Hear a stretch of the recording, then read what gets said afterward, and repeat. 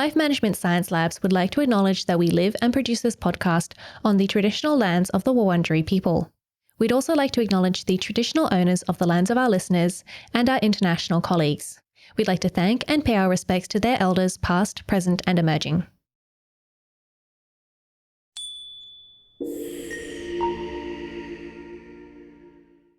Hi everyone, and welcome to On the House, the Household Management Science Insights podcast produced by LMSL, the Life Management Science Labs. We are champions of life management science, providing structured insights informed by science and inspired by practice on key aspects of conscious living. Each week we bring you scientific and practical insights on each element with the expert knowledge of professionals in the field. I'm your host, Gabriella Yastra, coming to you from NAM, Melbourne, Australia. Let's begin. Hi everyone, and welcome to a very special episode of On the House. As we approach Christmas, we thought it'd be fun to share some holiday cheer with our topic today, healthier holiday nutrition. Embrace your favorite time of year. But this episode is also relevant for many other holidays we celebrate throughout the year, from Rosh Hashanah to Lunar New Year. So we're going to be talking to Lani Finau, who is an accredited nutritionist, lecturer, and guest speaker and writer. Hi, thanks for joining us. Such a pleasure. Thank you so much for having me. I'm looking so forward to this. Yes, thank you so much. So can we get to know you a bit more? Can we get to know you in a bit more detail, please, for this wonderful episode? Absolutely. So yeah, I am a nutritionist. I have a really special interest in female health, but quite specifically teenage and adolescent health. I think there's a real power there if we can shift our attention to the younger generation. We really set ourselves up for the future ahead and can solve for a lot of things that people go through later down the track. So that's the area that I've fallen into. I think it came, I got into health and wellness at a younger age myself. More from the netball, playing a lot of sports standpoint and trying to get better at that. So I think it was a bit of an unlock when I was a young teen to be like, oh, wow, when you focus on what you eat, things feel pretty good in your body. So yeah, that was how I got here and just loving it so far. Oh, that's so good that, you're so fascinated about it from such a young age. I think that, when I was a teenager, I was not into sports and, it was all about, let's, stay up late and eat chocolate and pizza and watch good movies. Watch good movies, have ice cream and all of those delicious things, but maybe weren't so great for me.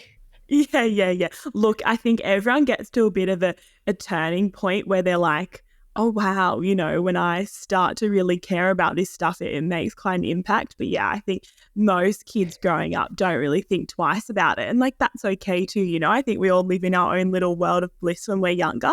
But I'm pretty passionate, about just shining a bit more light on the importance of health and nutrition from a young age. Yeah. But before we get into this in more detail, I'd love to learn a bit more about you through some of your favorite things. And the first thing I'd like to know is, what is your favorite book? Oh, yes. Look, I actually love reading. I think I don't do it as often as I want to at the moment. I let life get in the way. But my favorite book right now is called Outlive by Dr. Peter Attia. I highly recommend that read if you're interested in kind of longevity and medicine going forward. So yeah, really loving that book. Great. Thank you. I think I'm going to have to find that book, not for myself, but for my partner who's really into medical books. Oh, nice. Well, he'll love this. It's brilliant. It's really, really good. Definitely recommend. Good. And then he can give me the lowdown, what's happening. Yes, the TLDR. Yes, exactly. And have you enjoyed any movies recently? Oh, you know what? I'm a creature of habit with my movies. I'll watch the same one 30 plus times. And so I just recently rewatched 10 Things I Hate About You, which, for me, I could watch that every day and honestly not get over it. So it's my favorite. What a classic. Yeah. And do you listen to any podcasts? I do, actually. I love a podcast. I love a range of them. I think my main one at the moment that I'm probably listening to most regularly is the Model Health Show. They just talk about so many different wellness, nutrition topics. I really enjoy that one, actually. I learn a lot each time. Good. Thank you for the recommendation. Yeah. And do you have a role model? I do. I have multiple, and they're not people that are known or, famous role models. I don't tend to go down that route, but I think I find a lot of of the women in my life, particularly the older women that I look to as more like maternal figures, I feel like I draw a bit from each of them. And whether that's somebody I'll meet through work or, family and friends and things like that. I love having these people around me, and I really do lean on them for different parts of my life and learn from them in different ways. So that's something I'm definitely grateful for, to have quite a few close-knit role models in my world. Oh, that's so great. And it's also great that, you do have, that support network around you of people who you can look up to, because I think that's so important. So important, and something that I don't take for granted at all. Really, really grateful. Yeah, thank you. And have you completed any courses that have inspired you? My nutrition course, I of course did. So that was my Bachelor of Health Science, and loved every second of that. I was obsessed with studying, and actually would go back and do the degree all over again if I could. So, I actually, beyond that, I've always done short courses outside of that, honestly, just to keep the knowledge coming in, because I just loved learning. And my college that I went to, Endeavour College of Natural Health, they have short courses as well. So I've done a few of those beyond the actual course, just to feel like I was studying again, because I think outside of the assignments, I actually loved it. Yeah, I think the thing, I also love learning, but I think that it's the assignments that really get you down at uni. Yeah. So if you can have the learning without the essays, perfect. Exactly. Amazing. Exactly. That's why I recommend short courses. And if you're looking for any, that the Endeavour short courses are so good. Good self-paced, no assignments, just what you want. Oh, great. I'm going to have a look at that. So I like to start each episode, with some definitions, so we know what we've got a foundation about what we're going to be talking about. So the first thing I'd like to know is, how do you define household management? Yeah, look, I feel like household management as a term will probably look quite different for each person, but overall, to me, it's just the way that you live and I think coexist with the people in your home, and then how you guys all cohesively really work together to make it just flow. Home management, it's a give and take, and it's an up and down, and it's a flow between the people that you live with, or if you live by yourself, honestly, just getting to know your own flow and your own how you manage this. So yeah, I'd probably define it as that, actually. Yeah, great. Thank you. It's very people focused. It is, yeah. Yeah. And what about for nutrition? Like, it seems like I think, we all have an idea of what nutrition is, but, I think sometimes we can be a bit misguided. So can you define nutrition for us? Yeah, look, so nutrition really is the foundations of the food we eat, the supplements we take, and I guess then the nutrient and mineral profile that these give us to basically build a healthy body and a healthy being and a healthy mind. So this can, again, look really different for each person. I think what's interesting about nutrition is there's an old school approach of like one size must fit all, whereas really every human body is different. So the approach to nutrition actually should be tailored and personalized to meet them where they're at and what they need. And it, even on a cultural basis can be so different. But there definitely are core foundations of nutrition that I think can make everyone feel really good and function really well. But yeah, ultimately that's what it is. I'm curious about, so you're saying that each person has a different requirements for nutrition. Yeah. But how do you know, what your requirements are? It seems like, it seems very easy, I guess, to follow a plan, but much more difficult to say, I need this much of this and I need this much of that. Yeah, definitely. Look, that would be the birthplace of where my practice came from. Being a nutritionist or a dietitian or even a naturopath, this is where we have to come in and help these people figure out what is the why and what is specific for you, what do you need.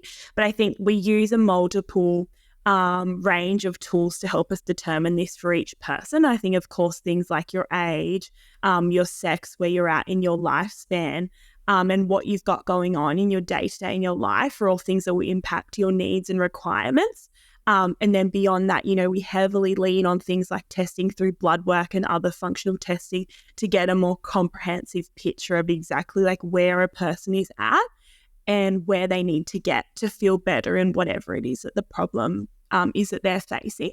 But I think that's another really good point in that, people are probably quite aware of their nutritional requirements at certain points in their life, but I think we forget to allow for the fact that that changes over time as well. So, you can get really set in what your needs were when you were pregnant or even, in your mid-30s or something like that, but forget that 10 years down the track, you really need to readjust and rethink, what am I doing? What am I prioritizing? How much of these nutrients am I having? And so on. So yeah, that's a bit how we kind of get to know what the unique blueprint is for each person. That's so interesting. It's also very complex. Like, it's not Yes. just like you're, 30 years old, you're a woman, Yeah. you have to do this. It's much more than that. Yeah, totally. I think that's another good point. Like, you could have two people that on paper match all those things, 30 years old, female, does this occupation, has this many children, whatever it is. But still, even those two individuals that are somewhat similar will have such different needs and requirements. And it's something that I'm super blessed to be able to work with people to do. And the moment you unlock what those requirements are, people really start to feel a difference. And it's a powerful thing to be a part of. But unfortunately, this is a podcast. We can't delve into every single person who's going to listen. We do have to do a bit of a, I guess, broad strokes, general, what's good for most people. Yeah. And you did touch on this a little bit earlier, but, what is the relationship between nutrition and health? Like, how does nutrition affect health? Yeah, I think it's the building block, what you put in your mouth every single day and beyond that, what you consume around you, how you breathe, or how you exercise, all those things, but, fundamentally what you eat as well. They build who you are as the person. The protein you eat goes on to build certain cells and immune cells and all these things, DNAs in your body. So it's quite literally what you're made up of, like how we live and breathe comes from the food we eat. So yeah, that's the impact. And then I think when you have deficiencies in some nutrients, that's where, illnesses and issues can arise. And then vice versa, you can even those out when you care for the nutrient requirements. Mm-hmm. And so we're going to be talking about holidays, and, a lot of holidays center around food and eating, and often eating a little bit too much.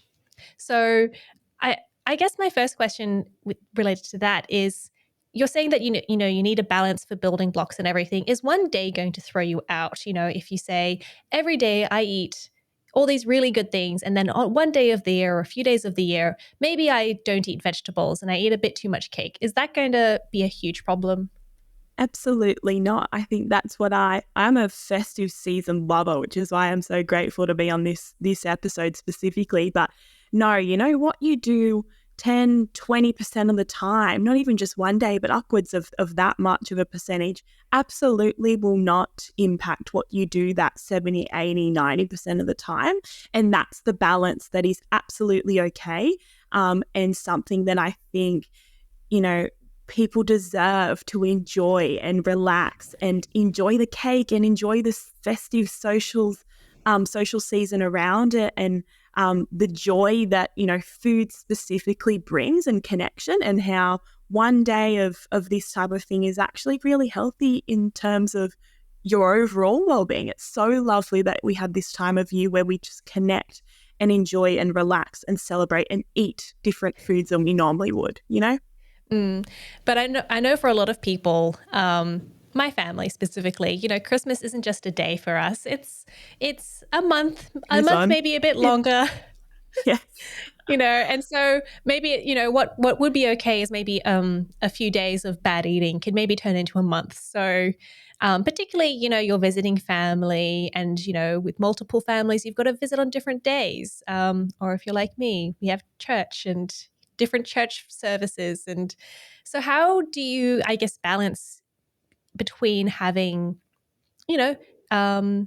obviously indulging on some days, but then also not indulging, but still attending these festivities?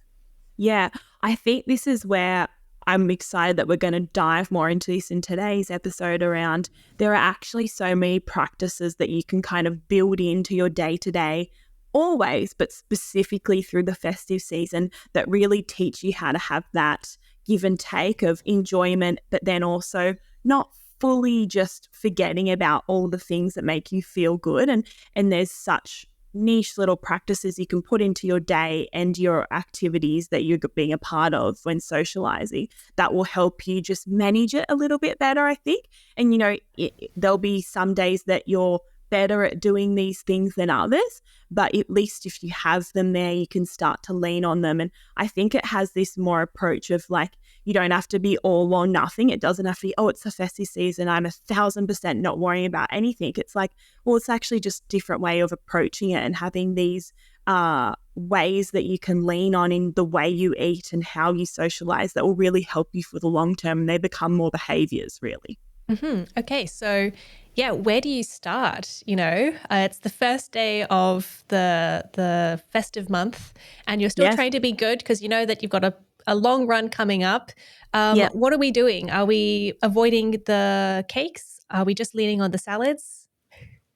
So I think this is where I highly encourage everybody to just look at what you traditionally do. Like, what's your normal week? Do you go to the gym 3 times a week, and do you typically have this food for lunch and so on and so forth?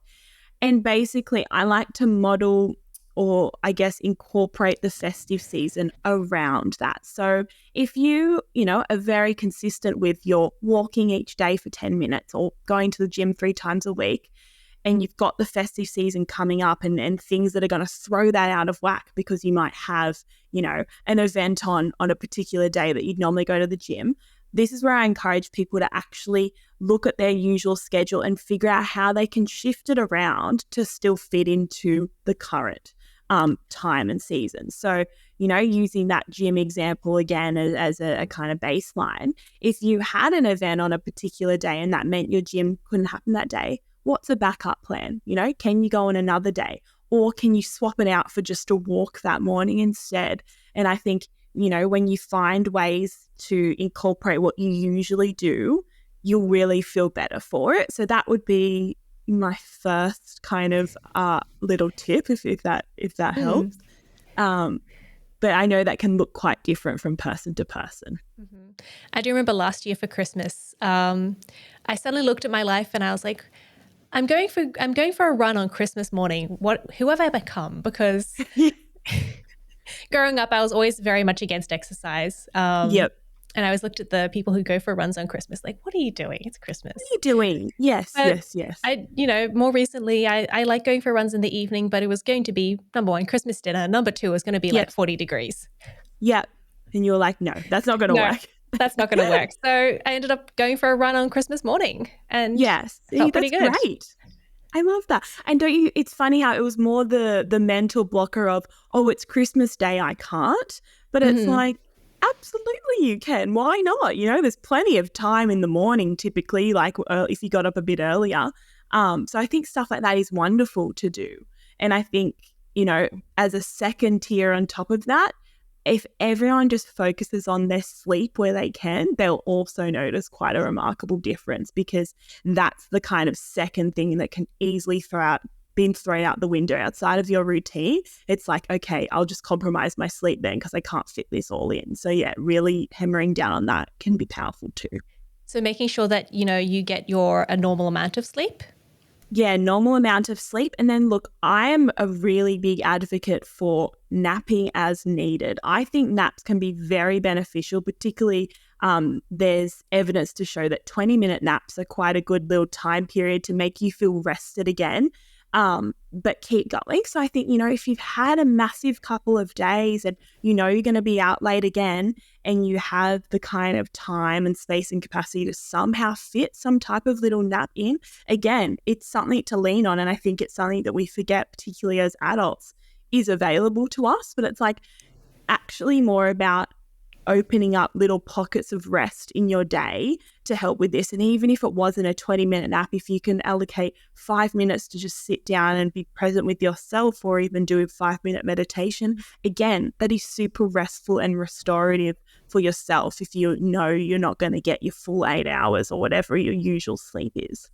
Okay, I'm going to stop making fun of my dad for having a nap on Christmas afternoon. Oh, I'm all for a Christmas afternoon nap after all the food we've eaten as well. It's kind of necessary. Yeah, yeah. So, and what about, with diet and with what we're eating? So, I mean, I it's probably not the correct answer, but if you've eaten too much cake, should you just skip your next meal, or, how can we kind of balance it out? Yeah, I think diet-wise, what I'm really big on in maintaining in the festive season is still your regular eating pattern, because that will help with these kind of overeating tendencies. So, for example, what I see quite often is people will, know they've got some big event of function that evening or that day, and there'll be a lot of food involved. So they might skip breakfast and not have their usual snacks because oh, I'm just saving myself for later. Whereas that can be quite counterintuitive, and actually force you to then overeat at the time point, because you're so starving by the time you get there and there's such abundance of good food and everybody's eating that you'll go so much more overeating than you normally would. Whereas if you quite hold yourself accountable to maintaining a regular eating pattern, your usual balanced meals, breakfast, lunch, and then if you're out for dinner, that's okay, but you still had your good breakfast and your lunch and 1 to 2 snacks, that will really make a difference, because A, you're not going to be going to that function ravenous, and then B, it just helps again with also your energy stability across the day, which we know, when you're tired, you crave more sweet foods or even just more food in general. So if you do the combination of being tired and then going to an event that's solely around food, you can see how we just will fall down that rabbit hole of overeating. So yeah, regular eating patterns. Don't skip your breakfast if you wouldn't normally skip your breakfast, but you've got an event, still have it, because you'll just eat less at the event later, Mm-hmm. And what about if you go to this event and there's so much beautiful food on the table, you want to try everything and you end up with a plate which has too much food on it. I guess, how do you stop yourself, from taking too much food, or how do you stop yourself from maybe going back for seconds, or, eating everything and just feeling a bit, uncomfortable later? Yeah, I think there's a few really helpful things you can do here. In regards to the food itself, it can be really easy to overeat certain types of foods. So this is where I think really focusing on, if anybody is familiar with the plate model, it's basically just half the plate is your non-starchy veggies, a quarter is your carbs, and then a quarter is your protein. Now, that's the kind of baseline for how we get people to eat a well-rounded diet, right?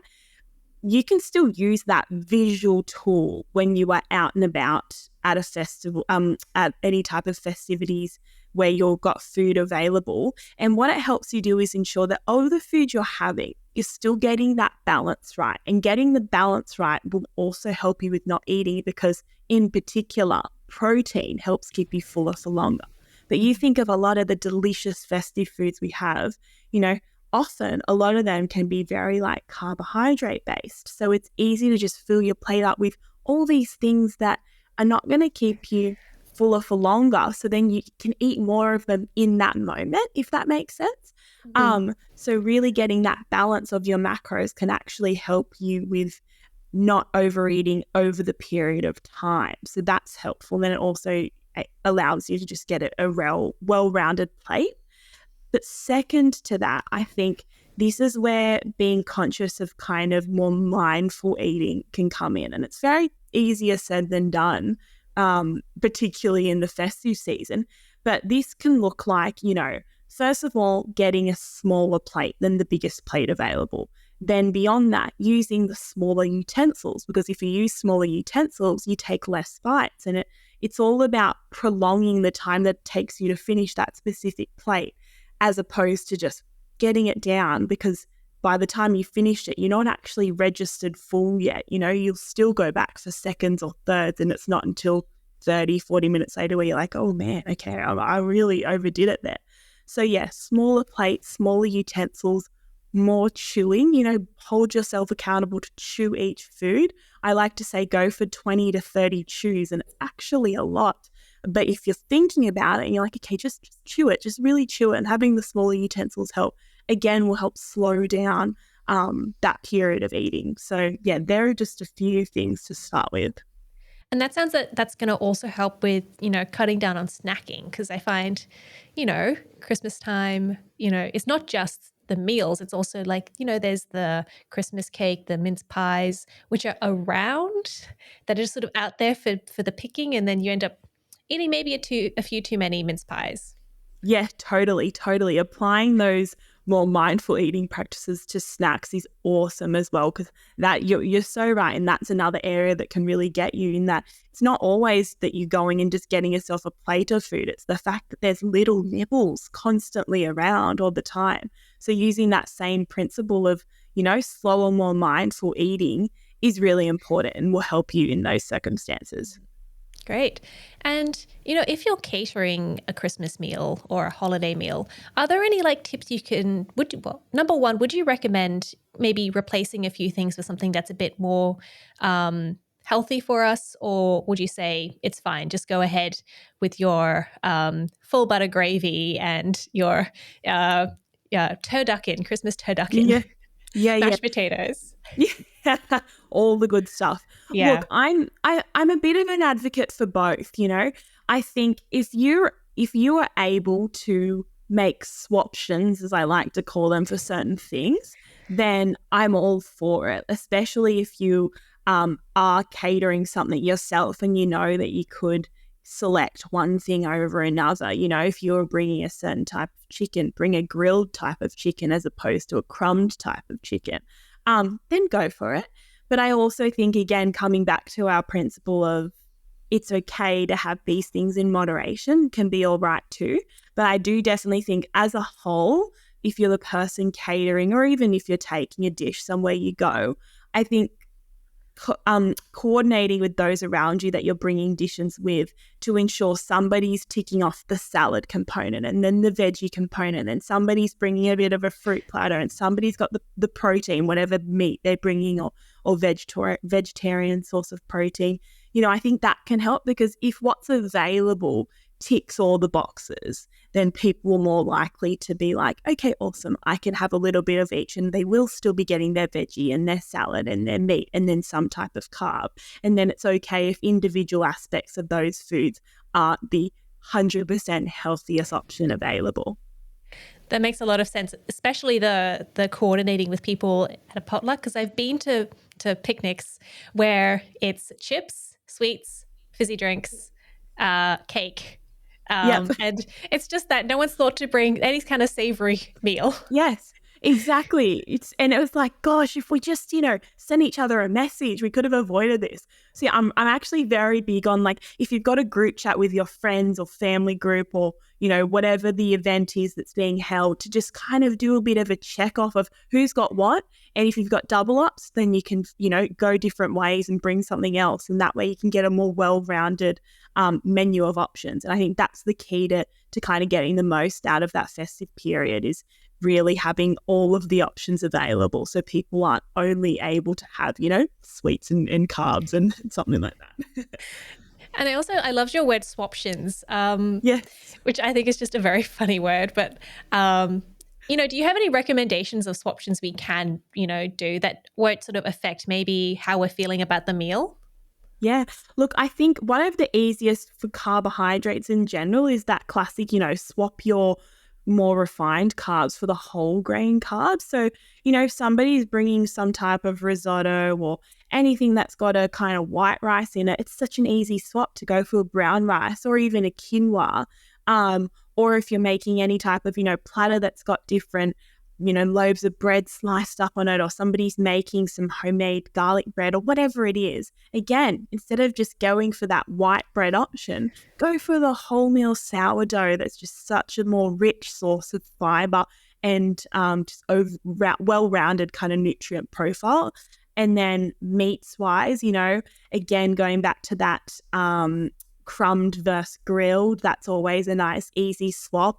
And I think in particular for people that are wanting to crumb things, the crumbs themselves can be swapped. It doesn't have to just be breadcrumbs. You can crumb things with like almond meal and stuff like that these days.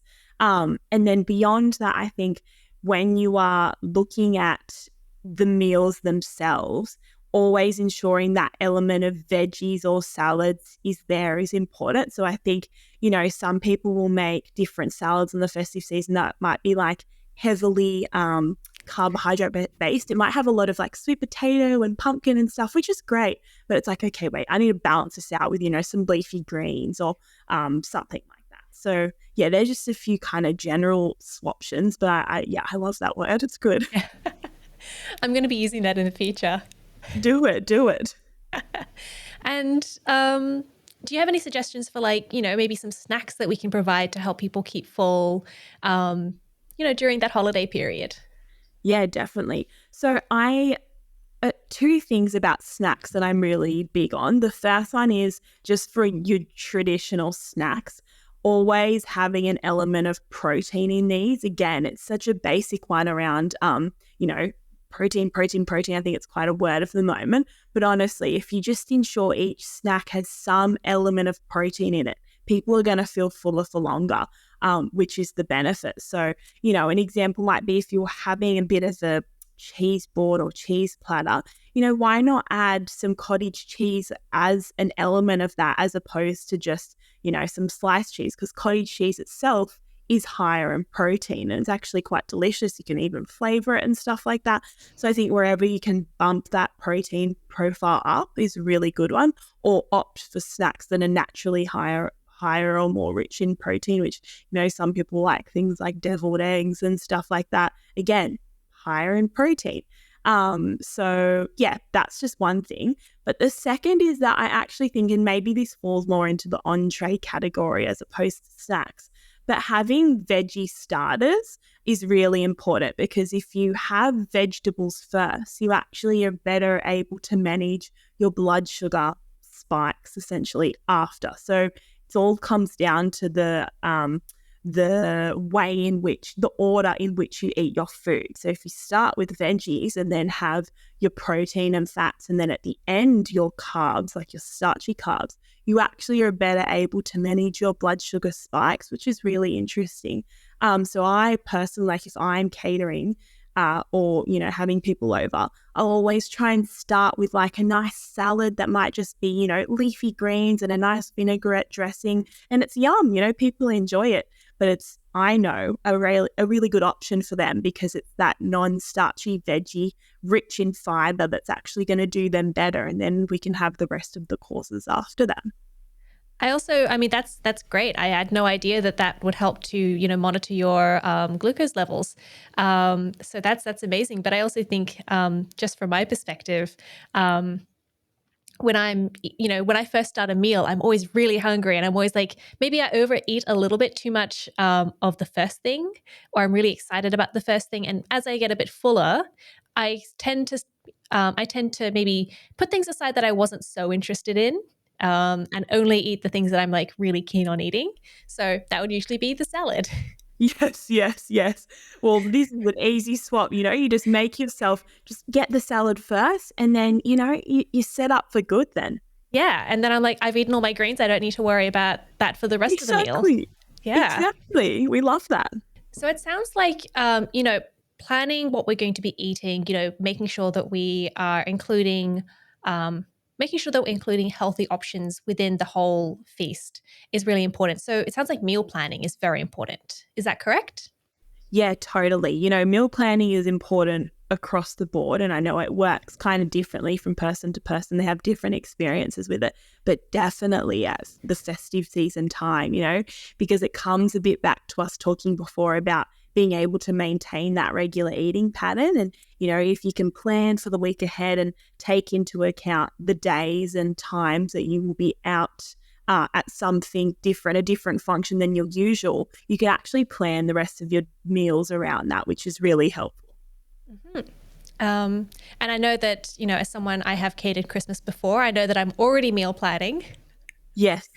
I may as well include the rest of the week, and maybe I'll get to use some of my leftovers as well.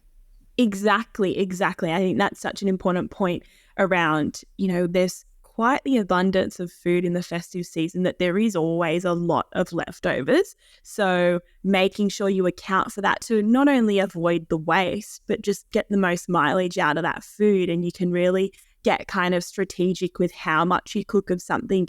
Even if you were taking it somewhere to go somewhere else, you're already cooking it. So why not double it if it's a good option so that you've got some stuff left over at home for the week ahead.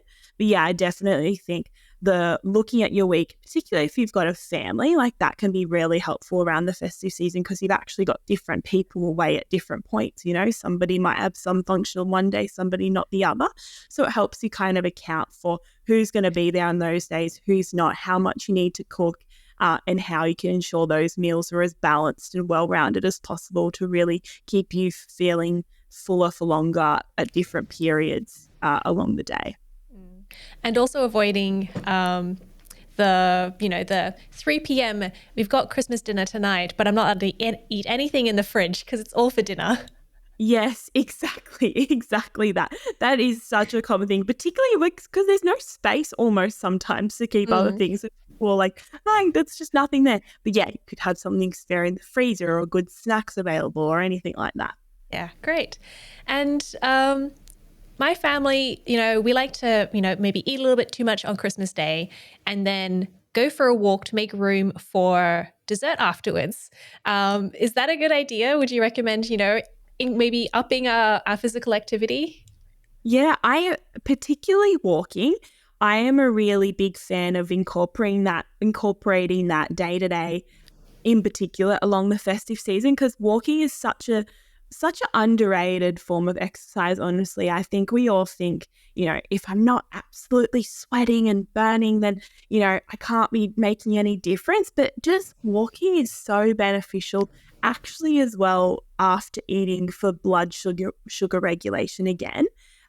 Just going for a 10-minute walk after your meal is so good. And it doesn't have to be fast paced. It's just the action of, getting out and moving. And I think, again, it's a beautiful thing to do with your family and your guests. I appreciate that maybe by dinner time, you might be like a little bit too full for it at times. Maybe it needs to come after a nap as well. Like that's all okay. But, at some point in each day, if nothing else, you go for a little walk, it actually has a really, really powerful benefit. And a little bit of a side topic, but an area I'm really interested at the moment is zone 2 training and cardio. And that honestly is just, essentially a brisk walk. It's nothing crazy. And it's got so many, important health benefits. But I think that is actually a really feasible form of exercise that people can incorporate into the festive season, whether you hold yourself accountable to, one 20-minute walk 3 times a week or a 10-minute walk after dinner with the family, whatever it is. Really, really important to keep moving and keep your body just up and going around, not just stagnant and sitting and eating the whole time. I know that that's what I'm usually doing around the festival season. Just opening presents, playing with the presents, yes, and then lying down and maybe having a nap, watching some TV and not getting out as much. Yes. No, yeah. If you can just get a little bit of movement in, I think you'll feel the world of difference. So yeah, it's a good one. Thank you. And we're going to move on to the practice and habit section. And that's where we learn a little bit more about, maybe something that you've learned and applied into your own life. So I'd love to know, what is a practice you do to manage your meals during the holidays? Yeah, breakfast. That is a big one because I quite traditionally have been a notorious non-breakfast eater. I think just being busy day to day, that was the first thing that I always let slip, particularly back in the day when I was studying. And, the days are so chaotic that I was like, oh, I don't have time for breakfast. I'll just have something later. But, skipping breakfast just has this kind of cascade of events afterwards, unless you're somebody that's intermittent fasting, that's a bit different. But if you're just blatantly skipping your brekkie and you normally would want to or be happy to have it, it just makes you feel, less energized throughout the day. You have more cravings typically. And in particular, focusing on a protein-rich breakfast, again, harping on about that protein, but I really am so so, what's the word I'm looking for? I really find it so important that people implement a high protein breakfast, because if you actually look more traditionally at what breakfast has been painted at in the more modern times, it's things like cereal or a piece of toast with jam and all these carbohydrate rich meals that really are not feeling us as best as they could be if they had an element of protein to them. So yeah, I hold myself very accountable in the festive season to have that brekkie, because that protein rich breakfast, I should say, because if I do that, I set myself up for the day ahead, you know, and I find I'm actually, you know, if I have my breakfast, I'm more likely then to stay in a good habit with my 1 to 2 snacks that I'd probably normally have, and then also my lunch, so that by the time I get to pretend, you know, it's my dinner event that I'm going to, I'm not ravenous, you know, I've had a totally normal day of eating, and now I'm just able to come here and enjoy this specific meal that's a little out of the normal, but in a more controlled way, I guess you could say. I definitely find that when my mornings are a bit more chaotic and I'm not doing my normal routines, it tends to throw the rest of my day out, and I tend to maybe eat really weird stuff. Yeah, totally. Honestly, the research doesn't even lie that when it says, you know, if we don't start our day with a good protein-rich brekkie, you're going to have more cravings later in the day. And cravings what lead to, you know, you eating these things that you wouldn't normally eat, or weirder things or sweeter things. So yeah, it's a nice unlock, really. A problem I do have when I'm trying to like eat a bit more of a healthy breakfast. So I like my cereal and yogurt for breakfast, or toast for breakfast. I like sweet breakfasts, and I find it kind of hard to find those protein-rich breakfasts in the morning. Do you have any recommendations as to what we can eat as a protein-rich breakfast? Totally. Protein-rich sweet breakfasts are challenging. I totally agree. There's a couple that I've found to be a nice unlock for people when they're wanting this. One being smoothies. I know it's kind of boring one, but protein smoothies are so easy to make. And also you can use them, like for people that like cereal, I find smoothie bowls a really easy swaption for them, because, you know, they can add their muesli or their oats or whatever they want to it and make it more of a bowl that's more similar to a cereal then. So that's the first one, but so easy to add in not just protein, but you can add in baby spinach and different forms of veggies to these, and you don't even taste it because it's hidden by the fruit or the protein powder or whatever it is. My second one is, look, I've always been a pancake kid. I love a pancake. You know, I was that kid that was like, Dad, please go and get me the what are they? The hot cakes from McDonald's. Like little 5-year-old me just absolutely loved it. So that love for pancakes has remained, and so it should. But I've luckily found a few better options now. But the first one is, look, this is actually a recipe of mine that there's not a single person really that I've ever come across that hasn't liked it. And that I just don't like anyone that I wouldn't recommend it for. I just think it's great. Basically, it's what I call an oats pancake. It's a bit of a Lani special. 1 egg, half a cup of oats. That's it. That's the base. You don't even need to blend the oats. It's just like a really thick pancake. But you look at that, that's a great form of, you know, whole grain carbs, and it's a protein because it's got the egg in it. And then you can top it with a whole range of good stuff. So I love topping it with nut butters that are just 100% nuts. You know, no need to have the added oils and things and sugars. And again, that adds a good source of fat, a good source of protein. You can have some fruit on top. So, you know, sliced banana or melted berries. Berries are so good because they're so sweet, but they're such a low GI fruit. And then you can sprinkle it with some seeds and things, you know.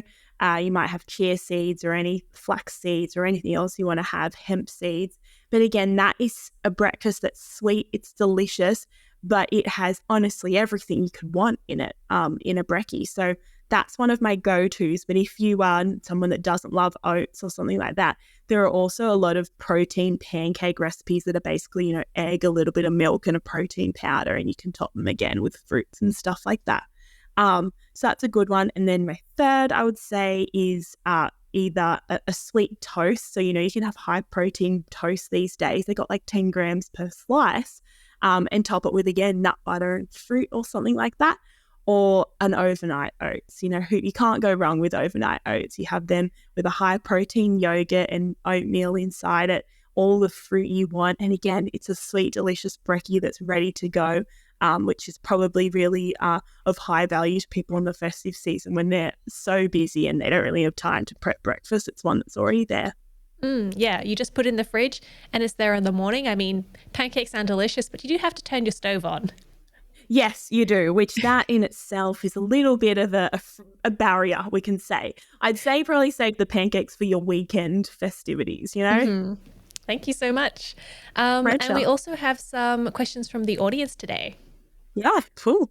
So our first question is, and this is from Dina on Instagram, how do you tell your family that you don't eat something without hurting their feelings? Oh, I really love this question because you know what? When I was a younger teen, I actually followed a predominantly plant-based diet for a few different reasons. And I remember very, very vividly the first Christmas I had where I was now vegan plant-based. And so, most of the meals there, my family that had prepared, I couldn't have. And I didn't really go out of my way to actively tell everyone because I didn't want to make it a thing. I was just like, oh, I'll just find stuff in between. But I think that was probably the area I went wrong. I think in advance, just tell them, they're your family and they're your friends and they're going to be okay with it regardless. And all that does is allow them to alter certain things to accommodate for you. So if you don't eat a certain thing, then they're able to make a different option or just at least ensure look at that, my little thumbs up thing there. That was funny. Or at the very least, it'll help them ensure that there are other options available for them. That even opens the conversation up so that the person who doesn't eat something can bring something for themselves. So I did that a lot as an example, all the meat dishes that were there. I said, don't worry, I'll bring some tofu, that I'll prepare. And I made a tofu dish so I could contribute a vegetarian source of protein. And then I could have all the other stuff alongside that. Nobody had to go out of their way to do that for themselves. So yeah, that would be my advice. Just tell them in advance so you can prepare and collaborate on it. Yeah, I think so often quite a few dishes can be, made vegan without much difficulty, really. It's just making sure you don't put butter, or you don't put butter, you put butter alternative. Yeah, totally. Yeah. And other things are a bit harder. Maybe those are the things you bring along and assist with as well. Yes. So yeah, other things that I find are harder to swap out, that is where I think the ownership on you, the person that can't have it, it's easier for you to bring something for yourself and you probably feel more comfortable doing that as well. So it's really a really great option. But yeah, speaking about, vegan options specifically, right now there are just so many options available, which is so helpful. So yeah, it's nice to see that we've progressed in that sense. Definitely. And our second question today is, what advice do you have for hosts to accommodate diverse nutritional needs without compromising the joy of holiday meals? Yeah, look, again, that same thing of if you are all communicating on who's coming and who's bringing what or what you're going to be serving if you are the sole host, that allows, I like to personally say in advance to my guests, okay, I'm going to be prepping this for the entree, this for the lunch, and this for dessert. And I'll send it out to them. And that way, if there's anything on there that they don't have, I can accommodate for that. Or if I don't think I'm going to be able to, I can say, oh, I'm so sorry, I won't have an option for that because we're making this. So if you want to bring X, Y, Z, go for it. So I think, yeah, really being clear with your guests what you're going to have available so that you can accommodate for more people. And also take into account different requirements can be really helpful.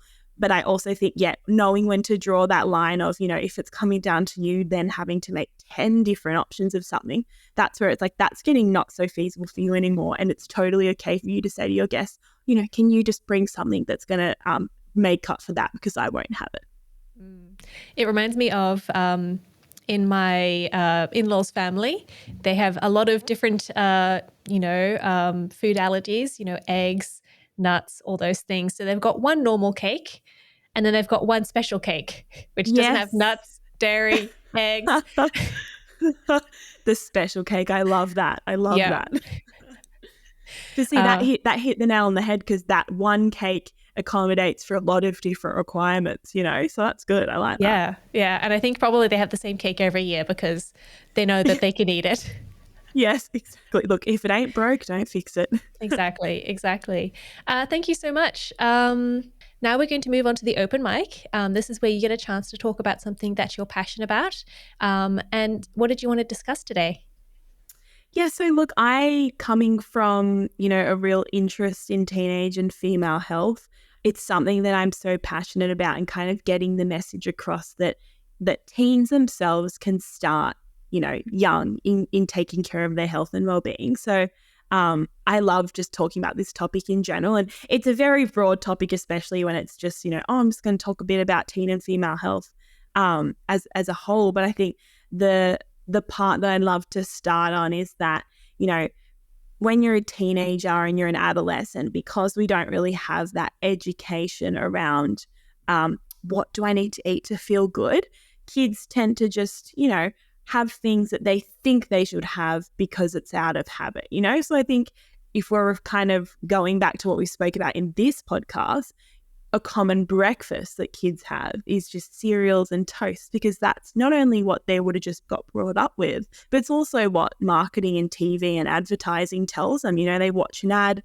it says that all the healthy kids eat this type of cereal. And so it's all these little things that are quite ingrained into the upbringing of a teenage and adolescent and a kid that can have this kind of follow-on effect. So yeah, I just love to go around to schools and things and really get to the basics, I think, of nutrition and even exercise as a whole, and we've spoken actually a lot about them, regular eating pattern, don't skip breakfast, ensure you've got enough protein, have a variety of vegetables, and really feel the benefits. But yeah, it's just something that I'm super passionate about and interested in. Yeah, thank you. I guess the question I have is, when you're a teenager, you don't actually have as much, I guess, you're not buying the food yourself. You're not often cooking the food for yourself. It's not just up to you. I found even as, a young adult still living with my parents, I was wanting to eat one type of food and they're like, no, I don't want to eat that for dinner. I'm not making that. So how do you as a teenager actually talk to your parents and discuss what you want to do with your health and with what you want to eat? Yeah, definitely. This is such a big one because kids don't have that ability. They're just a product of what's around them. So this is where I think the step one being enough education so that the kid knows to ask about it and to bring this topic up is step one. And then step two is like, how do you actually do that? So I personally just think the conversation part is, of course, pivotal, sit down with your parents and say, listen, I really think I would like to eat more of this type of food, whether that be vegetables or something that they're probably not really going to sit down and say, but let's say in an ideal world they do. But I think that conversation is super important. But off the back of that, the kid/teenager actually coming with the parent to the food shop is probably the best thing for them, because I personally found, so when I was younger and I had honestly quite an immediate switch, my interest in nutrition came literally in one day where I was at this netball camp, basically got this essentially award for doing well at this netball camp. I was like 10 or 11 and I was like, oh my gosh, this is so cool. I love netball. Wow, I'm going to go all in. How can I get better? Oh, I can focus on my nutrition. So it was very immediate. But then obviously I had to go home and be like to my mum and dad, oh, I don't want to have a cupcake at my, morning tea tomorrow. I would like an apple and whatever else I thought was healthy at that time. And it was hard, but it was just the conversation. And then B, I said, and I want to start coming food shopping because I want to start picking some things, So I think that's kind of where it has to start. And I actually really do believe in, the more we talk about things, if parents, where possible, and guardians can get their kids involved in the cooking and the kitchen process and also the shopping at an earlier age, that's what's probably the biggest unlock. Mm-hmm. Okay, thank you so much. And if our listeners want to find out more about you and your work, where can they find you? Yeah, so you can find me on my Instagram, by_Lani. So that's by_Lani. That's my nutrition Instagram. I'm always trying to post little tips and tricks on there, and always open to talking. So if you ever want to send me a message via DM there, please do. I love interacting with my followers there. And then my website is by-lani.com. That's where you can go for my bookings, for my consultations, or anywhere if you ever wanted me to come and guest speak or anything like that. That's where you can find me. Great, thank you. And we'll put all of those in our show notes so you can find them nice and easy. Thank you so much for talking with me today. It was really great to talk to you. And Merry Christmas to everyone who celebrates. Happy New Year to everyone else. And have a happy holidays. Eat as much good food as you want, keeping these things in mind. Yes, totally. I hope, if you can even just take one thing away from today, I think that will be really helpful going forward. So yeah, enjoy the festive season all, and thank you so much for having me. Thank you. You've been listening to On the House, produced by the Household Management Science Labs, a division of LMSL, the Life Management Science Labs. More episodes like this from across 10 life management perspectives can be found by searching LMSL on Apple Podcasts, Google Podcasts, YouTube, Spotify, and other podcasting apps available on your smart devices. If you enjoyed this episode, please consider rating our show, sharing it, and subscribing to our channel, as it helps other people find it so we can grow and bring you more quality resources. More of our work can be found on our website at hm.lmsl.net, where you can join our movement. I'm Gabriella. Thanks for tuning in.